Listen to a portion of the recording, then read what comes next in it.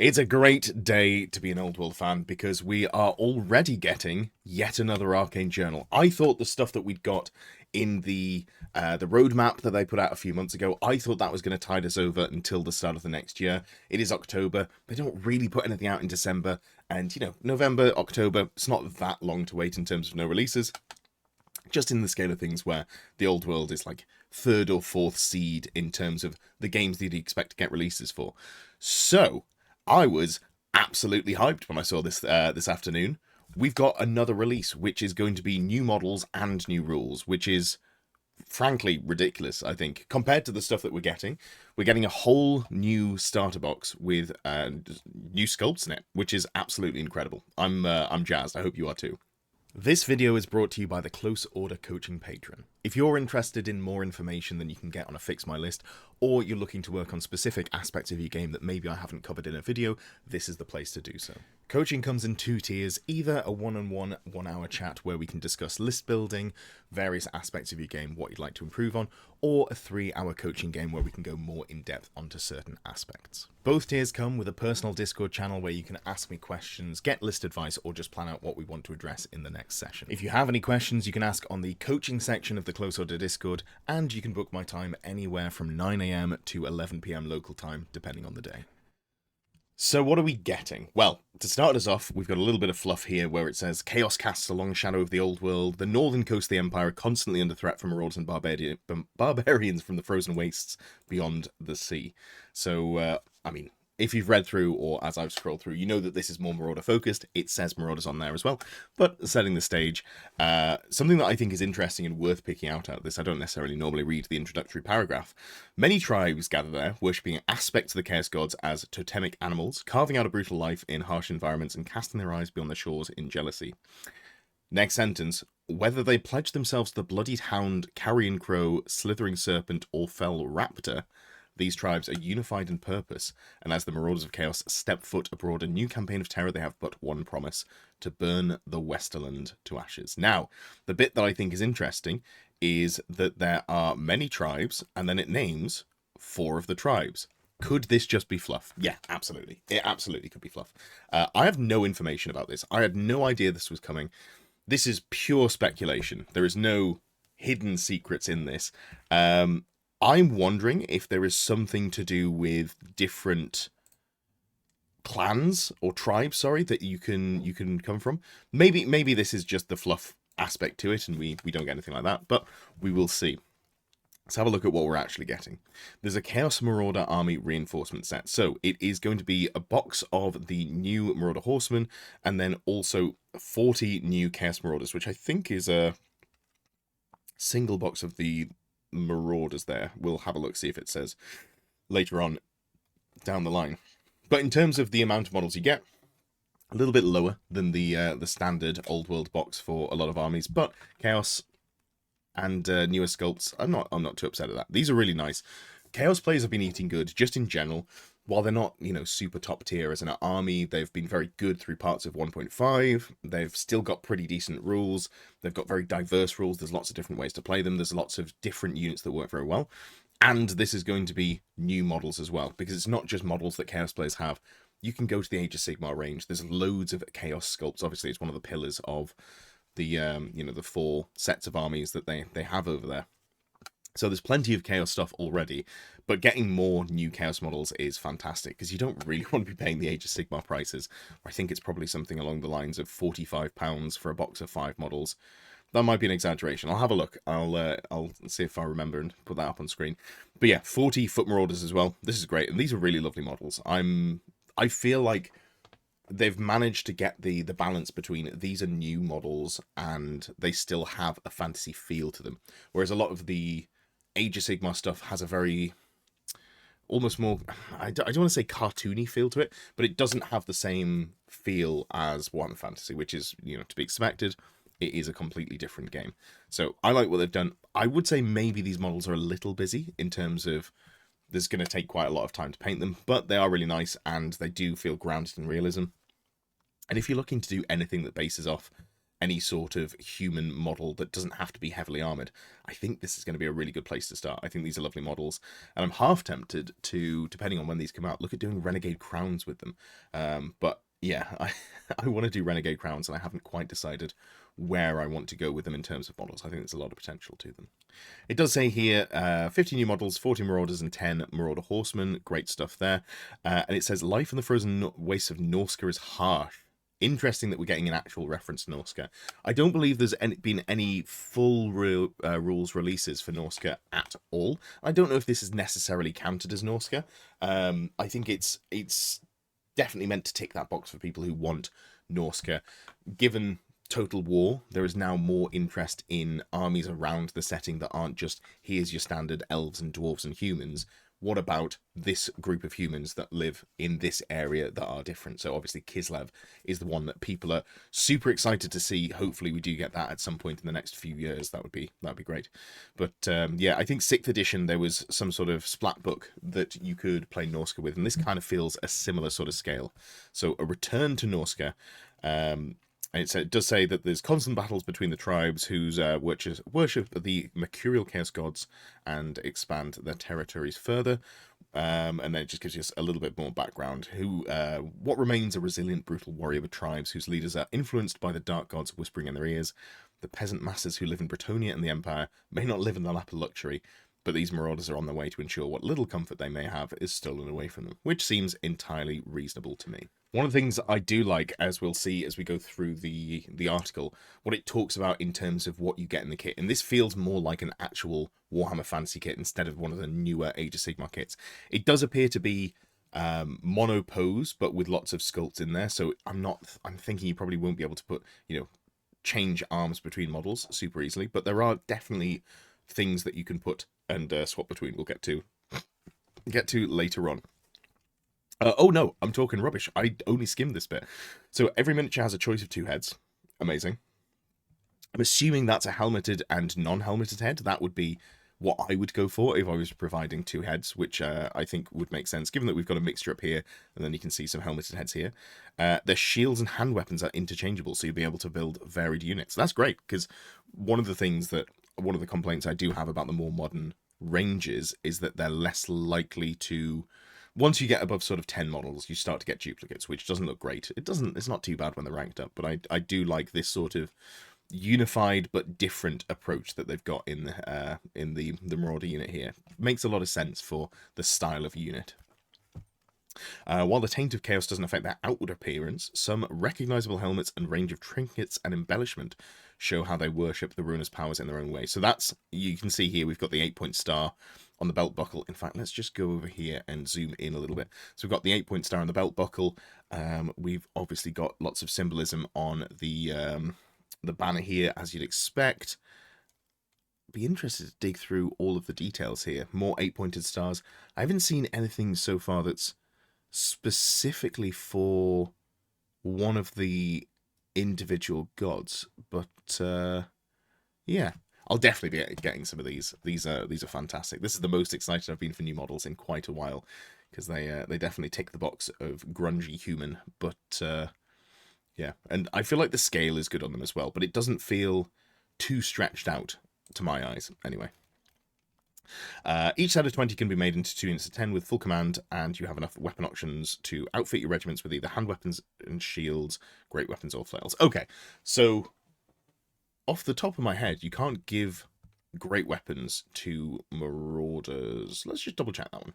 All right, good to see that I'm absolutely wrong. You can give great weapons to your Chaos Marauders. It's just not something that I've ever done. 2 points of models a little bit steep here at 6 points, but we do know that there are new rules coming in this book, and we do see a little hint later on as to which units are going to be in the Arcane Journal, or at least there is a hint at what might not be. Yeah, so the ability to go hand weapon shield, also going with the flails and the great weapons, is a good range of choice, and it just means that you're going to be able to keep them really diverse across all the models.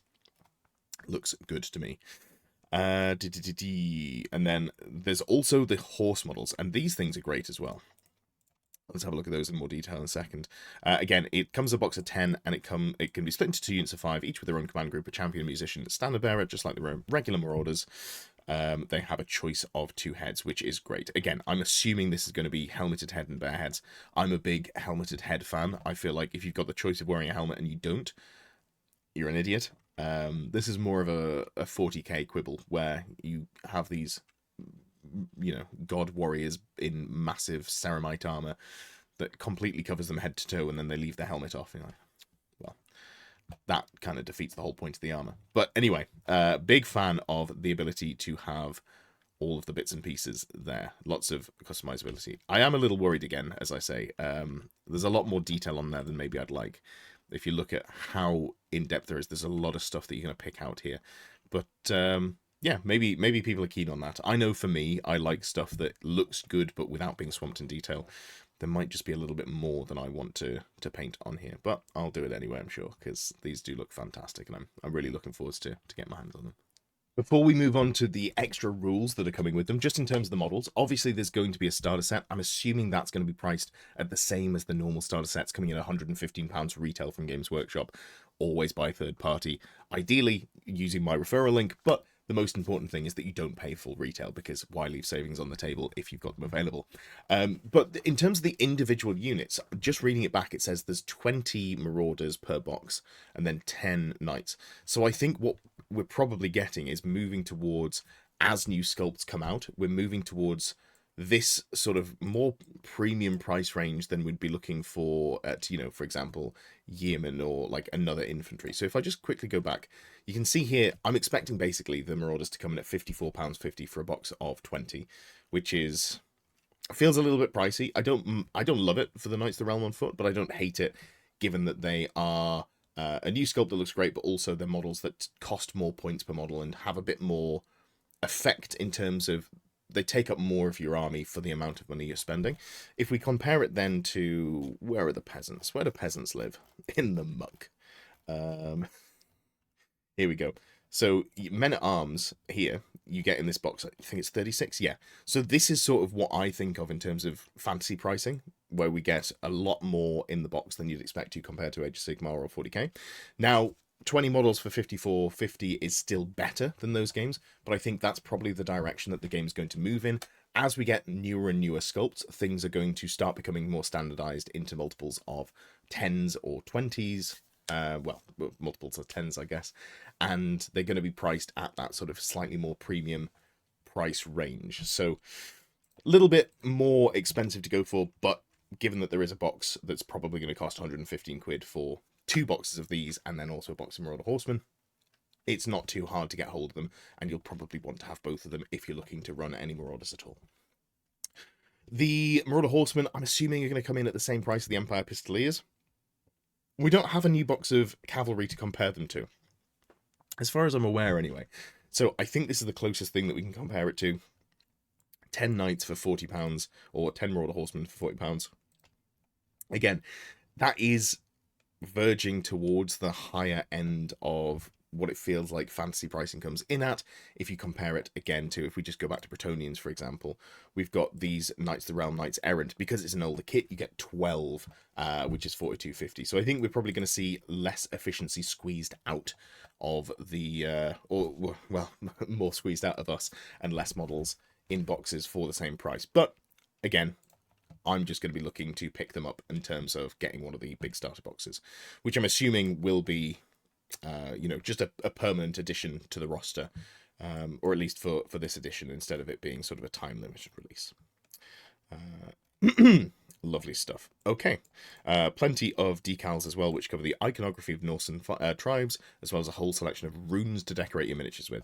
So maybe what they go with is they don't put any actual god-specific parts on these models here, because again, I'm just struggling to see anything that's god-specific there, and maybe they're leaving it so that you put the god-specific runes on through transfers. But I will say I'm not really seeing much space to put transfers onto. It's a lot of flowing or covered space.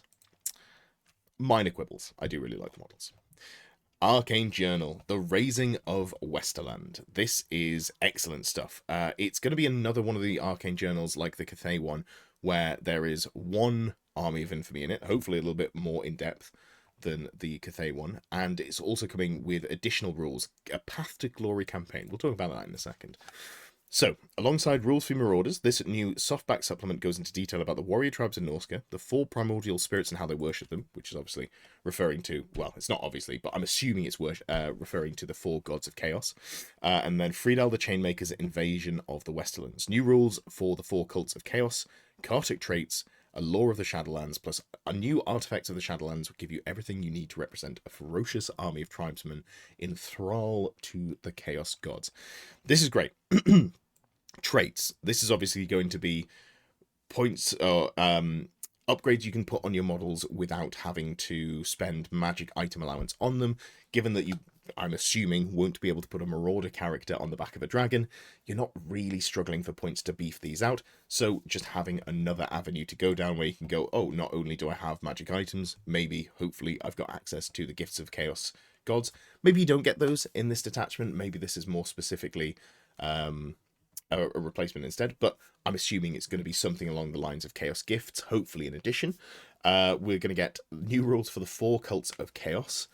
Given that they are, I think, a little bit less in direct contact with chaos, there is the level of abstraction where they're worshipping four primordial spirits as opposed to calling them chaos gods. So I'm assuming that's what the rules here are for, and there's going to be one that's more aggressive for Khorne, one that's maybe faster for Slaanesh, one that's better at magic for Tzeentch, and then one that is more hardy and resilient for Nurgle. But I'm interested to see which direction they're going, because they could break the mold a little bit with these. Obviously, we've got preconceived notions of what each of the gods does, but this is an opportunity for them to go a little bit outside of there. A new lore of the Shadowlands, speaking of magic, very exciting. I always love seeing new laws because it lets you do some weird stuff. So often, they are mediocre to okay, but they also often have very fun spells in that you can try and do things with. For example, the Wood Elf spell, I still want to try and one-shot an entire front two ranks of Graveguard with the initiative test, or take D3 strength 4 hits with, ignores armor saves or something like that. I can't even remember what the spell does because it never really made it into play, or Wood Elves haven't really made it into play much. But anyway, new lore of magic is fantastic. New magic items as well. I'm assuming these ones are going to be locked quite heavily to this Arcane Journal. I could be wrong, so it could be just a boost across the lines for all Warriors of Chaos players. We will have to see what happens there. But yeah, this looks like a really healthy amount of rules to be getting in the book. I bought, actually... Oh, I thought it was to my side. I bought my first physical Arcane Journal literally yesterday because I was in Warhammer Worlds, and I thought, you know what, why not? I want to do Renegade Crowns, War for Cetrus Furies out. Why not just pick it up? 17 quid for one of these books. While I'd always recommend just getting the rules online for free if you can, 17 quid for one of these books doesn't feel too unreasonable, especially now that codexes and army books from other games have gone up to, I think, like £35 or something like that. So, good stuff. Feeling hyped for this one. Really feeling hyped. Hopefully we get an announcement date on this. I don't think I've missed it in here. I will just go through to the end and see if there's anything else in there, but hopefully we do get that. Yeah, doesn't look like there's anything else. There's a nice little footnote here saying, with chaos rampaging abroad, make sure you keep up to date on the latest happenings in Warhammer the Old World by checking on the Warhammer community in the coming months. Now, is there a 95% chance that that's just the classic, we're going to put a tagline here to say, hey, you should keep coming back to our website where we promote all of our new products? Probably. Is there a 5% chance where there's going to be, I don't know, some sort of announcement that leads to a war against chaos? Maybe. Is that rampant speculation that's completely baseless, and I've heard nothing to cue me up for that? Yeah, completely speculative. I have no idea, but it would be cool. I feel like we will get a return to the war against chaos, but my expectation is probably not soon. I'm expecting it maybe down the line, a few months down the line, something along those lines. Who can say? A few years down the line. Maybe 3rd edition is my expectation. Last but not least, we've got a Path to Glory campaign that lets you take 500-point armies on a warpath, growing them in size and strength as you play, accompanied by 3 new scenarios themed around Marauders. You'll also need the War for Cetrus Fury for the campaign, alongside the Battle March scenarios in there. And then this pairs with the Ravening Hordes for the main Warriors of Chaos rulebook. Now, this is interesting, because this says that you need the Ravening Hordes. It doesn't say that you need the Warriors of Chaos Arcane Journal. Now, they specifically call out Friedel, so are we going to be able to take the units in here in the new Marauder focused detachment? I think it'd be a shame if not, because Friedel is obviously very Marauder focused. We've got the Marauder Tribe Chieftain, which is just like, it is a Marauder that is a character. Great stuff there. You know, we've got a cheap character. We've got the Marauder Tribe Berserks, which are obviously more specialized / aggressive Marauders, but they do come with that T4 and the 6-up ward.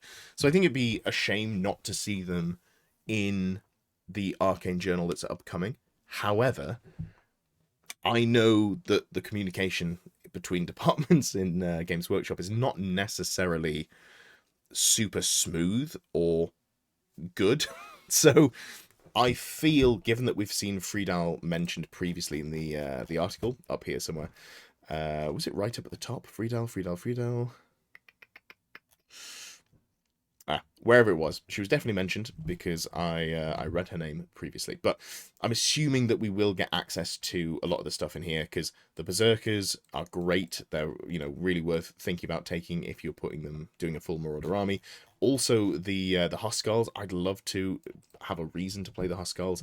I feel like Wolves of the Sea, I struggle to fit them in. Maybe getting a unit of these in core or something like that, like we see with other Arcane Journals. Orion's Wild Hunt, where they've got the Wild Riders in core. Maybe 1 or 2 units of these available, just to make them a little bit more appealing to take would be the way to do it. Or just reduce the options, which would make the Arcane Journal worse, but I'd be a lot more keen to put them in when I don't have 1,000 points of dragons and then maybe, you know, whatever rare I want to put in, whether it's another dragon or similar to think about. But yeah, fun stuff there. Let me know what you think. Any baseless speculation that you have as well, or if there's any actual rumors floating around that I've managed to miss. I feel a little bit unplugged on this one. I'm very surprised to see this come out without having heard anything behind the scenes. So I'm here for the rumor mill. Thank you for watching. Thank you for getting to the end of the video. If you've reached this point and you haven't already, I would really appreciate a like, a comment, a subscription if you haven't done those things. It just helps me get seen by more people, boost me up in the algorithm, all of the stuff that the YouTubers do like to say. If you would like to support me in my goal to become a full-time YouTuber, I would absolutely appreciate that. You can become a member below. There are various perks to those, name at the end of the videos, all that good stuff, but it also unlocks some VIP areas in Discord if you become a Longbeard or Ground Knight tier supporter. Those VIP sections are the only parts that are locked away in Discord. You don't have to be a member to join the Discord. I'd recommend that you should. We've got about 450, 500 people on there. It's a great place for discussion, a lot of fun. I do try and chime in as much as possible. And it's also where the Fix My List show lists are put, and also if you are one of the Grail Knight or Longbeard tier supporters, where you participate in choosing which list I play in the monthly Pick My List series.